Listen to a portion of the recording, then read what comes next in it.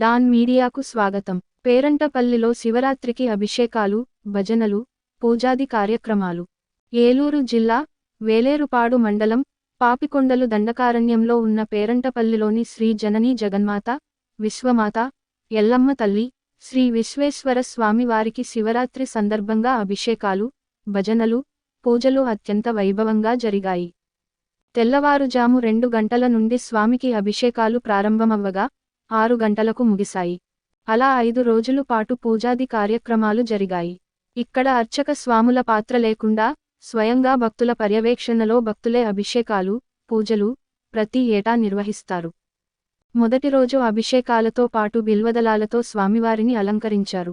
రెండవ రోజు ఎరుపు అన్నంతో, మూడవ రోజు పసుపు అన్నంతో, నాలుగో రోజు తెలుపు అన్నంతో స్వామివారిని అభిషేకించి అలంకరించారు. ఐదవ రోజు స్వచ్ఛమైన కొండవాగు జలాలతో అభిషేకించారు. రేకపల్లికి చెందిన శ్రీ సత్యసాయి సేవా సమితి భజన బృందం పాల్గొని కీర్తనలు చేశారు. సుదూర ప్రాంతాల నుండి భక్తులు వ్యయప్రయాసల కోర్చి గోదావరి నదిలో బోట్లపై ప్రయాణించి అధిక సంఖ్యలో భక్తులు పేరంటపల్లి వచ్చి అభిషేకాది పూజా కార్యక్రమాల్లో పాల్గొన్నారు.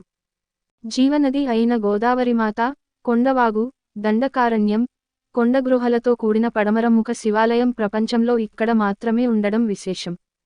మనం ఇంటి దగ్గర 10,000 సార్లు జపం చేసుకున్న పుణ్యం ఇక్కడ ఒకసారి చేసుకుంటే చాలని ఆధ్యాత్మికవేత్తలు చెబుతున్నారు. ఇక్కడి ప్రసాదంలో ఉల్లి వెల్లుల్లి నిషిద్ధం. అతి పురాతనమైన స్వయంభూగా వెలసిన అమ్మవారిని స్వామివారిని భక్తులతో అభిషేకాలు చేయించే బాధ్యతను డాన్ మీడియా ఎడిటర్ శ్రీనివాసరాజుకు భక్తుల సంఘం అప్పగించారు. తనకు ఆ బాధ్యతను అప్పగించిన తల్లులకు, భక్తుల సంఘానికి శ్రీనివాసరాజు రాజన్నయ్య కృతజ్ఞతలు తెలిపారు. విశ్వసనీయ వార్తల సమాహారమే మన డాన్ మీడియా. మరిన్ని వార్తల కోసం మన డాన్ మీడియా ఛానల్ను సబ్స్క్రైబ్ చేయండి. మరికొందరితో చేయించండి. ధన్యవాదములు.